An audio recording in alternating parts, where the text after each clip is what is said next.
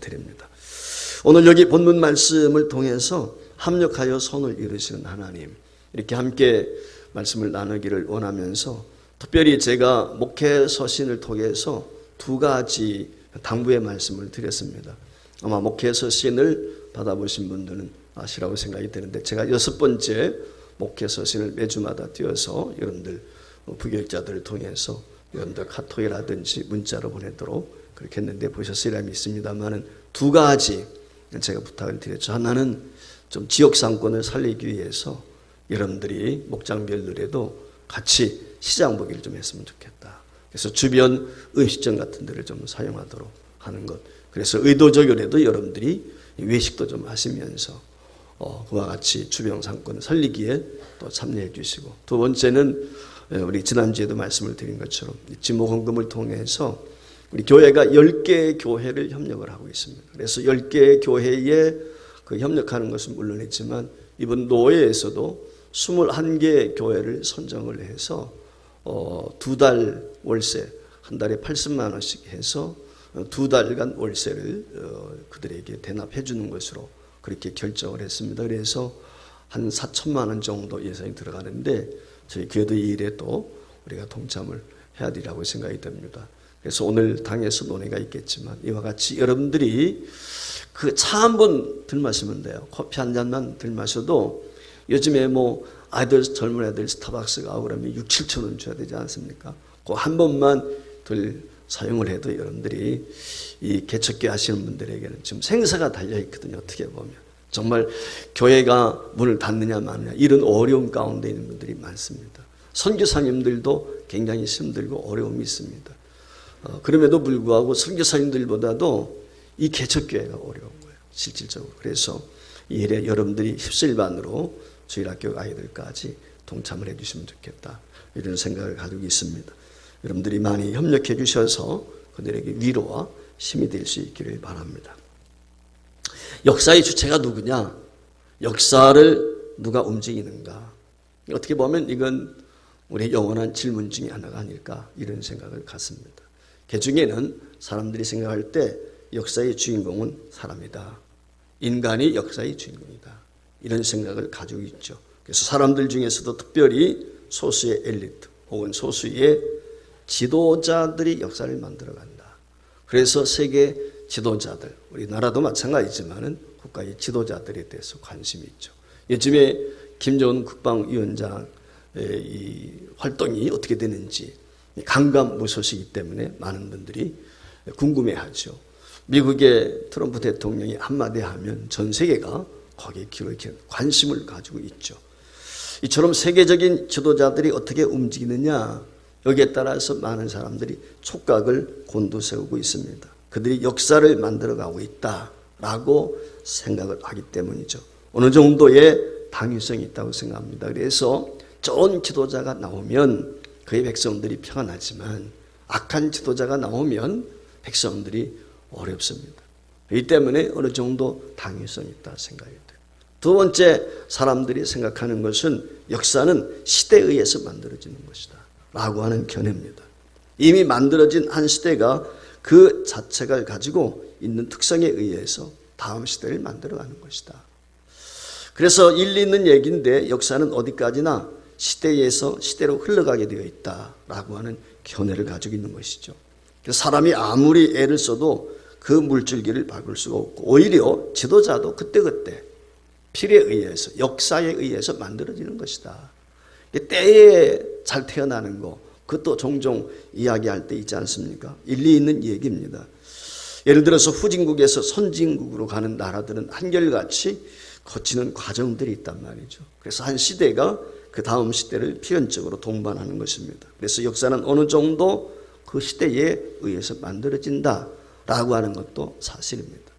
그런가 하면은 역사는 우연의 산물이다라고 하는 생각을 가지고 있는 경우도 있습니다. 무슨 법칙이나 이유가 있어서가 아니라 어쩌다 보니까 그렇게 되었다는 것이죠.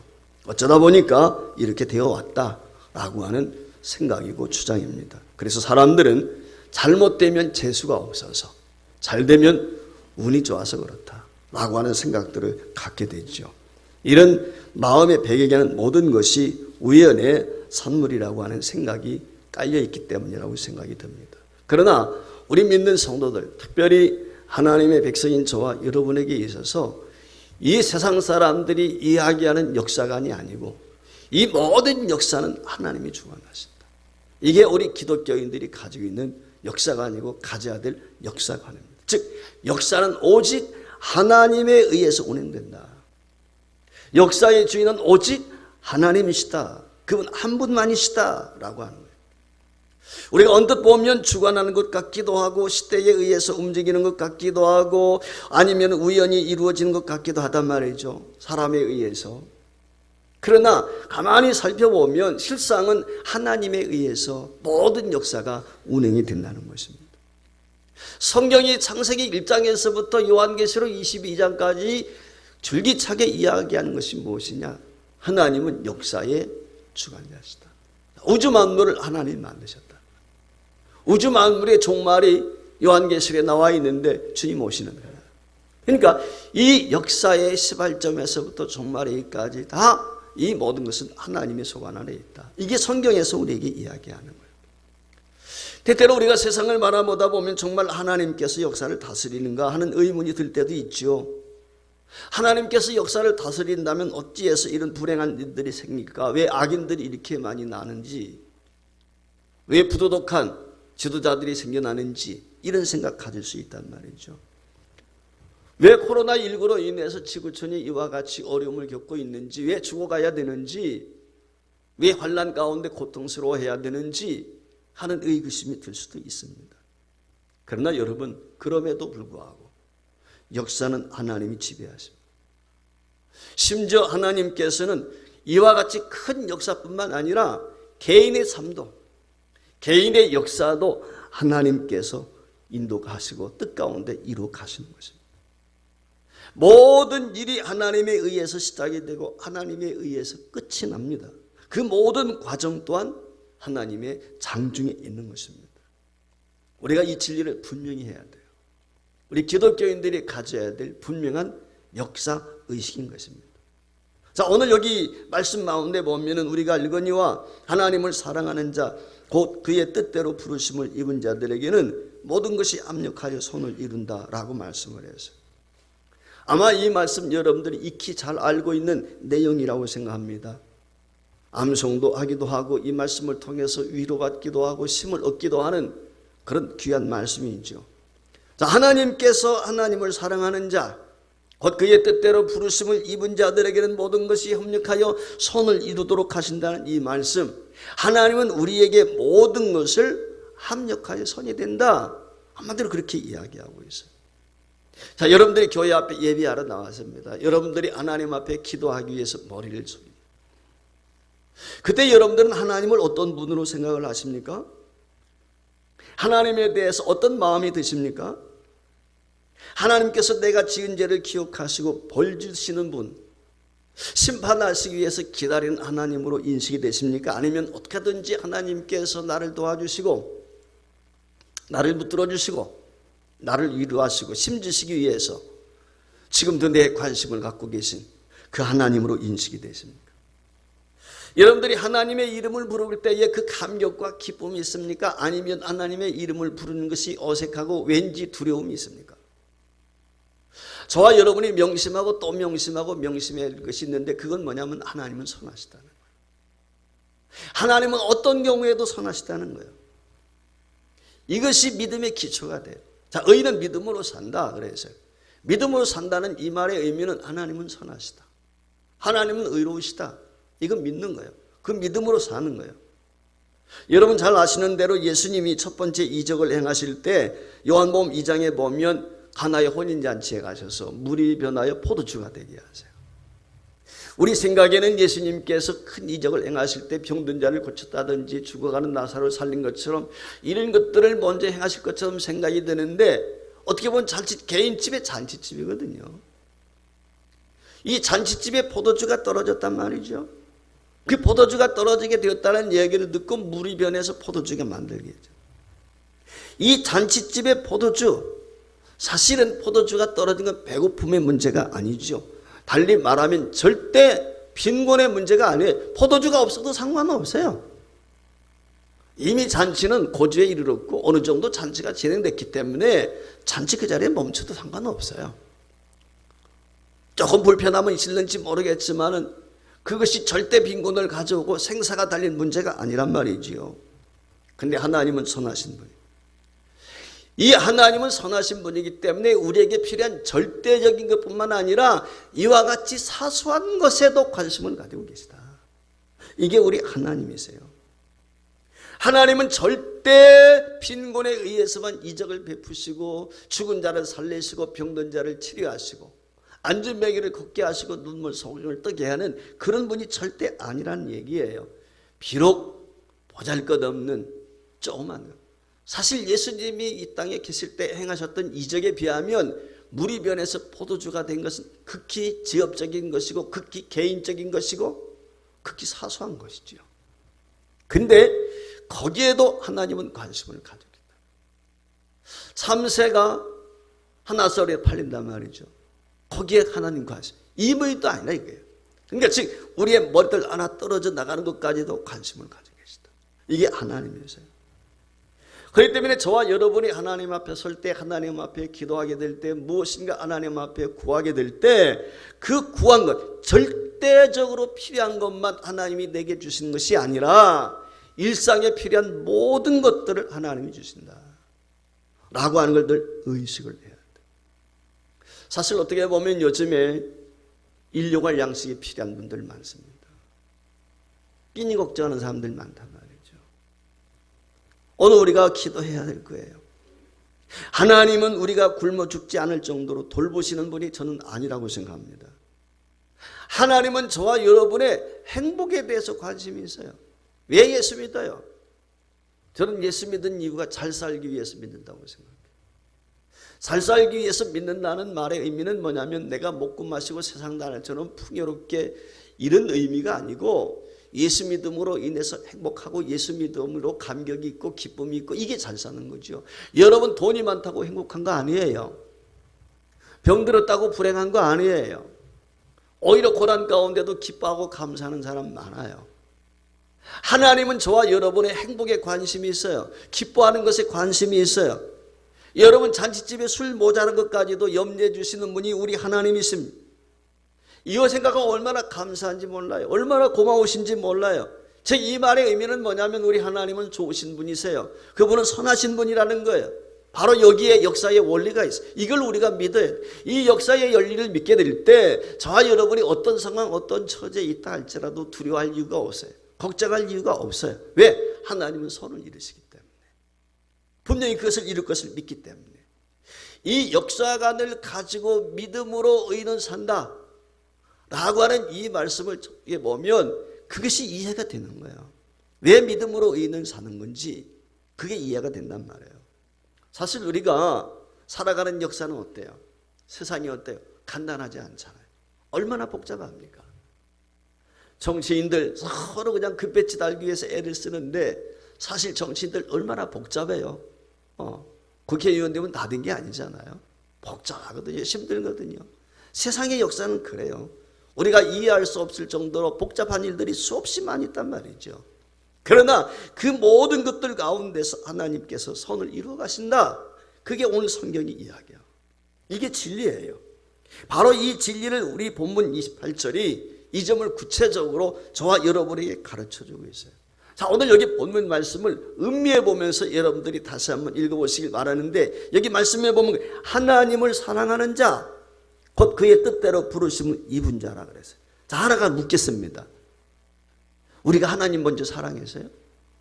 오늘 여기 성경 말씀이 사실은 순리대로 이야기하면 제대로 기록이 된 게 아니고 반대죠. 하나님 먼저 우리를 부르신 거지. 그렇잖아. 우리가 하나님 몰랐잖아, 우리가. 근데 하나님이 저와 여러분을 불러주세요.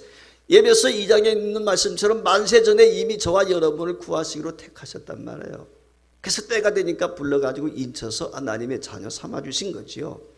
하나님의 사랑을 입었기 때문에 우리가 하나님 사랑하는 거지요. 그러니까 순서대로 보면 하나님이 먼저 우리를 불러주셨고 내가 반응을 보이면서 하나님 사랑한다고 하는 것이지요. 이 사람에게 모든 것을 하나님이 어떻게 하신다? 합력하여 선이 된다. 아마 이 가운데 여러분들이 예수 믿게 된 동기가 다 다를 거라고 생각해요. 열리면 다 다르다고 생각해요. 어떤 사람은 교양 삼아서 그냥 교회 한번 나왔다가 예수님 앞에 붙들린 사람이 있는가 하면 처음부터 믿기로 작정하고 나온 사람도 있을 것입니다. 예수 믿는 것이 좋아서 자기 발로 교회 나온 사람이 있는가 하면 마땅히 믿어야 되겠는데 믿지 않다가 결국에 실컷 매를 맞고 어쩔 수 없이 교회 나오는 경우도 있어요. 어떤 분은 어머니 모태에서부터 어릴 때부터 신앙생활을 했어요. 근데 어떤 분은 그동안 예수 믿으라고 하는 거 다 거절하다가 말이죠. 나이가 들어가서 이제 인생의 종말이 가까웠을 때 그때 가서야 내가 예수 믿어야 되겠구나 하고 나와서 예수 믿는 사람도 분명 있을 거예요. 심지어 어떤 사람은 남편이 말이죠. 예수 믿지 않는데 아내가 예수 믿으면서 잔소리하니까 죽은 사람 소원도 들어주는데 산 사람 소원 못 들어주랴.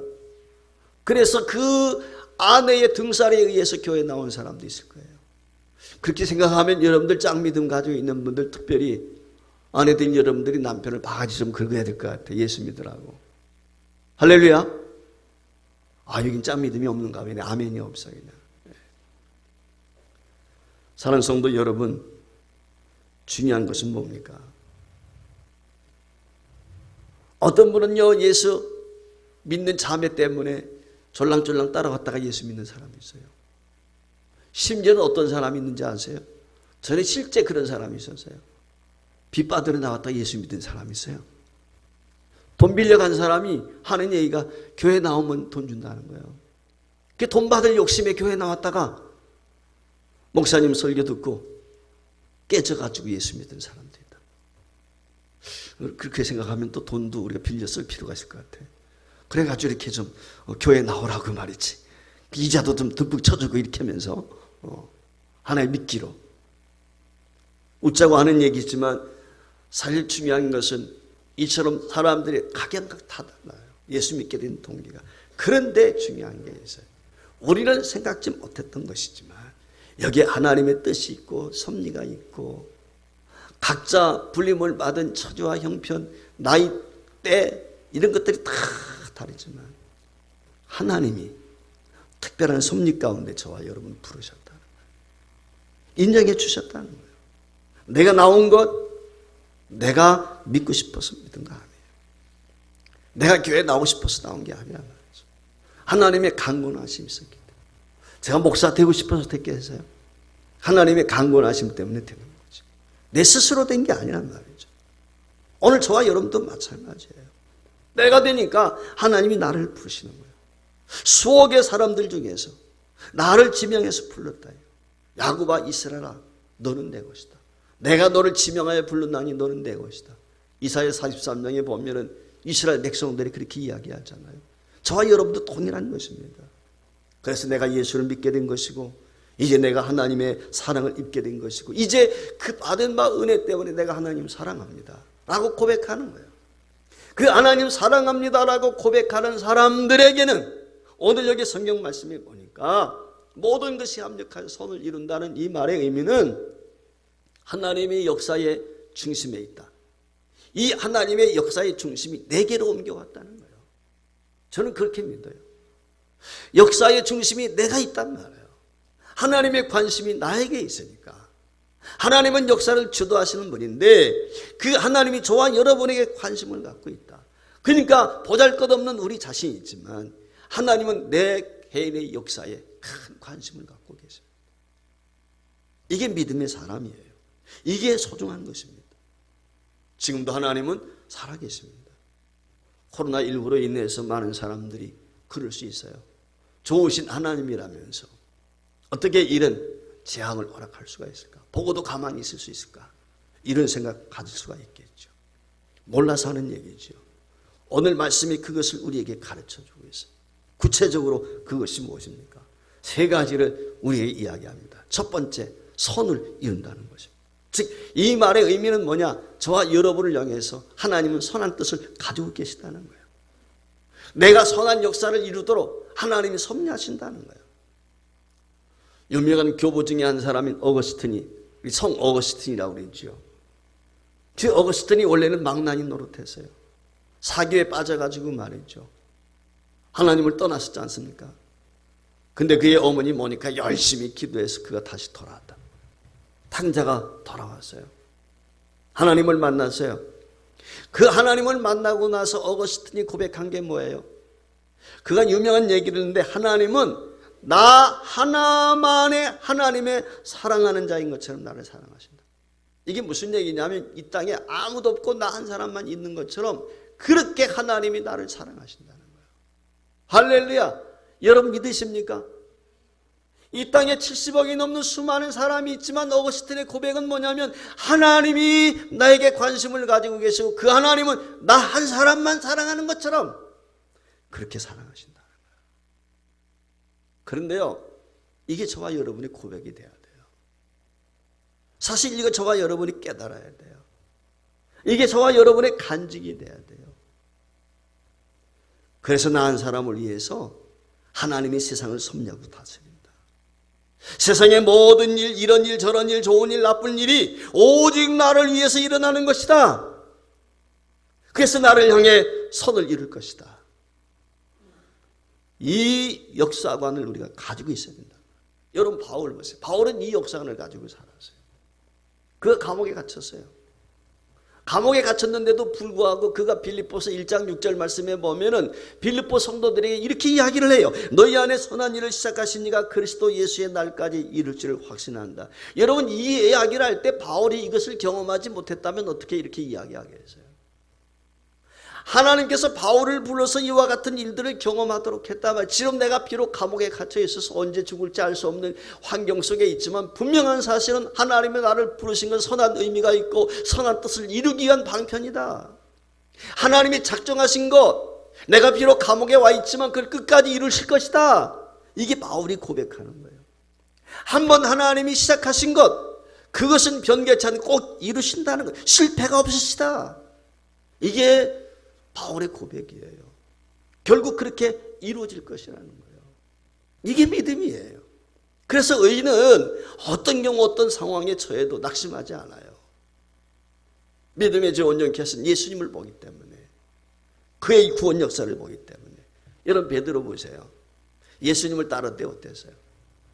배도 버리고 처자식도 버리고 모든 거 버려두고 예수님 따랐잖아요. 근데 어땠습니까? 실패했습니다. 예수님한테 책만도 들었고요. 예수님이 십자가에 못 박혀 죽을 때 어떻게 했어요? 심판받는 자리에서 예수님을 3번씩이나 부인하고. 그뿐입니까? 부활하신 주님을 목격했음에도 불구하고 디베랴 바닷가에 돌아가지고 옛날 생활로 돌아갔다. 실패한 것처럼 보였단 말이죠. 근데 하나님은 실패가 없어요. 하나님은 실수가 없어요. 그 베드로를 찾아가시죠.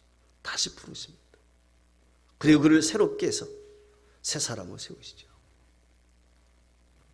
누가 뭐라 해도 베드로는 초대교회의 최고의 지도자죠. 흔히 우리가 수제자라고 하지 않습니까? 이해를 달 수가 없는 것 아니겠어요? 이것이 무엇을 우리에게 가르쳐주고 있어요? 하나님이 합력해서 놓은 것이다. 이걸 우리에게 보여주는. 두 번째로, 모든 것이 합력하여 선을 이룬다는 거예요. 모든 것이 합니까? 하나님이 우리에게 주신 모든 것, 그것을 어떻게 보면 우리가 현실이라고 이야기할 수 있을 것 같습니다. 저와 여러분이 경험하게 되는 성공과 실패, 때로는 건강과 질병, 가난과 부유함, 그런가 하면 명예와 권력, 이 모든 것들이 하나님의 높은 섭리 가운데 모여 있다는 것입니다. 우리가 알든 알지 못하든 간에, 내가 납득이 되든 납득이 되지 않든 간에 중요한 것은 무엇이냐? 내게 일어나는 모든 일들을 통해서 마침내 하나님은 선한 역사를 이룬다는 것입니다. 한 자매가 예수를 믿습니다. 그런데 어쩌다가 믿지 않는 남자친구를 만났어요. 사람이 사람을 하게 되면 어떻게 되죠? 눈이 멀어요. 그게 눈만 머는 게 아닌 것 같아요. 귀도 멀어요. 귀도 안 들려요. 그래 부모님이 예수 믿는 가정의 딸인데 이야기합니다. 안 된다. 불신 남자하고는 안 된다. 믿지 않는 가정은 안 된다. 그런데도요, 그 부모님의 얘기가 안 들어와요. 그 형제만 눈에 밟힌단 말이죠. 그래서 형제하고 결혼해서요. 처음에는 못 모르고 그냥 마냥 좋죠. 신혼살림 하면서. 근데 1년, 2년, 3년, 4년 시간이 지나갑니다. 여러분, 믿는 가정의 가풍하고 믿지 않는 가정의 가풍은 전혀 다르잖아요. 기일만 해도 그렇잖아요. 믿는 가정에서는 추도 예배 드리고 감사하고 기뻐하고 찬송하는데, 이건 제사 지내죠. 이 제사도 한두 건만 있는 거 아니잖아요. 몇 건씩 1년에 치러야 되고, 그뿐입니까? 꼭 문화가 뭐예요? 그게 술 문화네요. 술 먹고 나면 어때요? 처음에는 좋았던 것 같은 사람들도 말이죠. 형제 자매들, 친척들이 모였는데도 어때요? 때게 보면 그래요. 많은 경우 그래요. 나중에 가서 멱살잡이 하는 경우도 종종 있단 말이에요. 그걸 보면서 너무 힘든 거예요. 야, 내가 그때 엄마 말씀을 듣는 건데, 믿는 사람 만나서 결혼해야 되는 건데, 내가 지금 천벌을 받고 있지, 천벌을 받고 있어. 낙심하고 좌절할 수 있어요. 근데 하나님께서는 그 자매를 포기하지 않습니다. 하나님 그를 만나주세요. 은혜를 베푸십니다. 이 자매가 은혜를 받았어요. 여러분, 사람이 은혜 받게 되면 어떻게 돼요? 내가 은혜를 받게 되면 내가 만난 여러 가지 환경과 역사, 주변에서 일어난 일들을 그냥 보이지 않아요. 여기에는 다 하나님의 경륜이 있다. 하나님의 뜻이 있다. 하나님의 섭리가 있다. 이런 생각이 드는 거예요. 그런 생각이 들면 내가 겪는 고난도 의미가 있는 거예요. 이 자매 마음이 바뀌었어요. 나를 부족하지만 이 가정에 선교사를 보낸다. 불신 남편은 물론이거니와 이 시댁의 부모 형제들 구원할 책임을 내게 주셨다. 생각이 바뀌는 거예요. 여러분, 나만 장군의 집에 식모로 들어갔던 게지바이처럼, 그런가 하면 애굽에 팔려갔던 요셉처럼, 결혼 이 자매가 말이죠, 그 믿음이 바뀌게 되니까, 생각이 바뀌게 되니까 남편을 대하는 것이나 시대 식구를 대하는 것이나 행위도 달라질 수밖에 없잖아요. 감동을 받은 그들이 주께로 나온다. 결혼 초기에 잠시 실수했어요. 잘못 선택했어요. 그러나 하나님은 이 모든 것들을 경륜 가운데 손으로 바꾸시는 것. 이게 우리 하나님인 줄 믿습니다.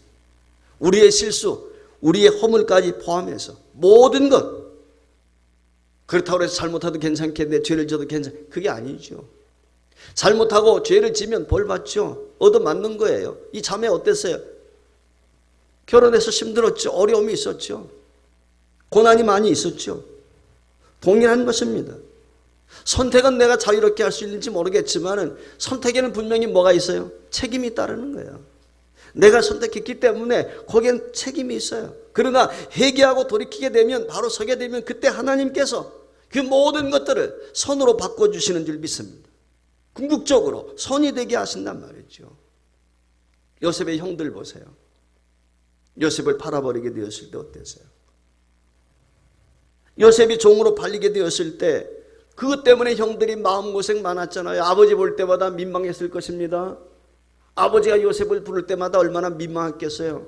살았는지 죽었는지도 모르고. 그뿐이 아니죠. 가뭄이 들어서 말이죠, 요셉 앞에 서게 되었을 때, 그 애굽의 국무총리 앞에 서게 되었을 때 요셉인지도 알아보지 못하고 그 앞에서 생명을 구걸하면서 벌벌 떠는 모습 우리가 보지 않습니까? 그러나 그 모든 것이 선이 되게 하셨습니다. 이처럼 하나님은 모든 것을 선으로 바꾸시는 분이십니다. 세 번째, 예수 믿는 성도들이 가져야 될 역사관이 무엇이냐? 하나님 합력하여 선을 이룬다는 거예요. 즉 합동해서 선이 되게 하신다는 말이에요. 선과 악이, 의인과 악인이, 순경과 역경이, 성공과 실패하가 함께 합동해서 하나님의 손에서 나를 향해 선을 이룬다. 오직 나를 위한 선이에요. 저와 여러분이 이걸 믿어야 돼요. 여러분 아마 이런 경험이 있는 분들도 있을 겁니다.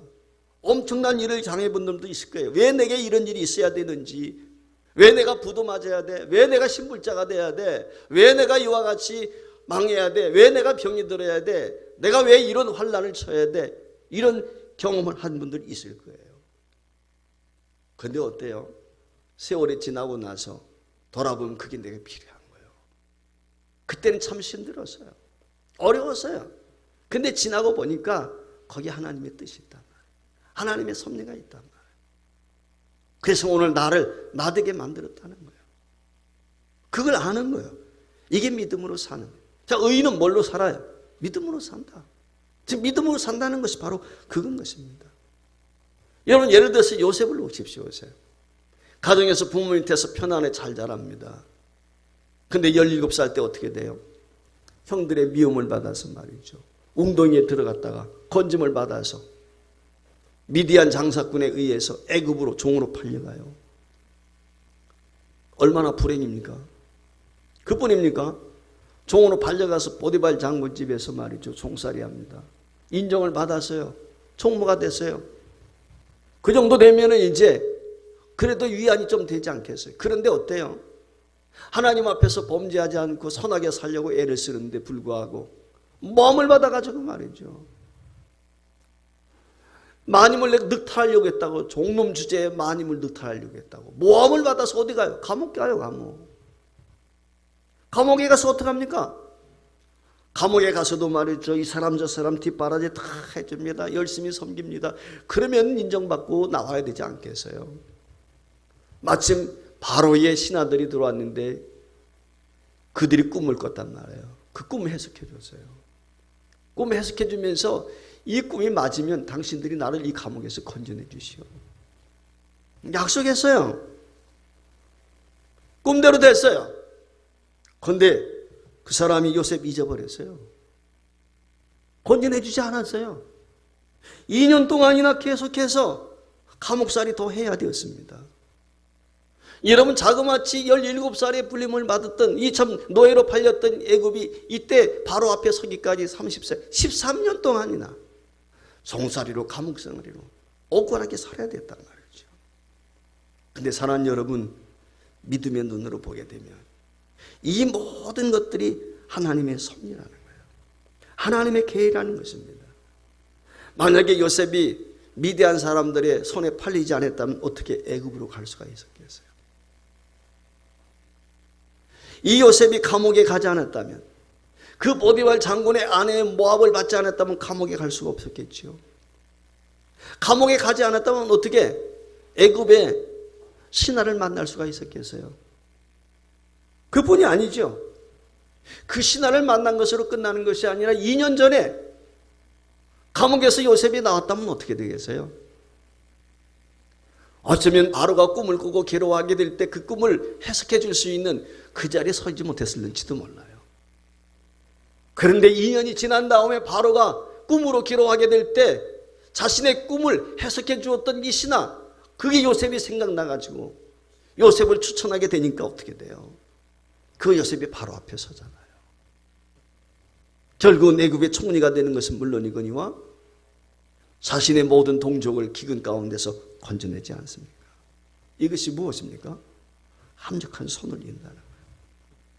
왜 나를 불러나야 했는지, 왜 손해를 보게 해야 됐는지, 때로는 왜 병들게 하시는지, 왜 이별하게 하는지 이해가 되지 않을 때가 있어요. 왜 망하게 하는지, 왜 자식이 속을 썩게 해야 되는지 이해가 되지 않을 때 있단 말이죠. 여러분, 유한한 인간이 어떻게 무한하신 하나님의 경륜과 섭리를 깨달을 수 있겠어요? 불가능하죠. 우리가 1시간 뒤에 무슨 일이 일어날지 아무도 예측할 수가 없어요. 그런 우리가 어떻게 우리의 미래를 다 아시고 하나에서 10까지 저와 여러분의 경륜 가운데 인도하시길 원하신 하나님의 역사를 다 알릴 수가 있겠습니까? 그러나 분명한 것이 있습니다. 하나님 지금도 이 모든 것을 통해서 선을 이루어 가신다는 것입니다. 그러므로 오직 이 하나님을 믿고 믿음으로 살아갈 뿐입니다. 믿음으로 살다 보면 알날이 온다는 거예요. 질병도 있습니다. 슬픔도 있습니다. 때로 우리 인생길에 고난도 있습니다. 실패도 있습니다. 그러나 이제는 그 속에 하나님의 뜻이 있음을 압니다. 하나님의 계시가 있고 말씀이 있고 하나님의 긍휼이 있음을 압니다. 심판이 있음을 알고 구원이 있음도 압니다. 그러나 낙심하지 않습니다. 이유는 하나님의 뜻을 알기 때문에, 하나님의 섭리를 알기 때문에 역사를 결코 어둡게 보지 않습니다. 하나님의 놀라운 역사를 믿고 순종하면서 그 오묘한 역사를 깨닫게 될 날을 바라보고 힘차게 나아가는 것이죠. 하나님을 사랑하는 자, 곧 그의 뜻대로 부르심을 입은 자들에게는 모든 것이 합력하여 선을 이루느니라.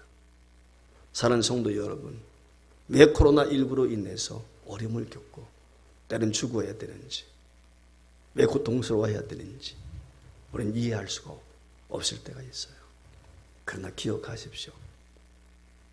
이 모든 것들 속에 하나님의 섭리가 있다. 하나님의 구원도 있고, 이 코로나19 속에도 하나님의 구원이 있는가 하면 하나님의 심판이 있어요. 우리는 늘 양면성을 기억해야 돼. 그리고 저와 여러분이 이런 믿음을 가지고 승리함으로 인해서 하나님께 영광 올려드리는 의로운 성도가 되어야 될 줄 믿습니다. 이런 은혜와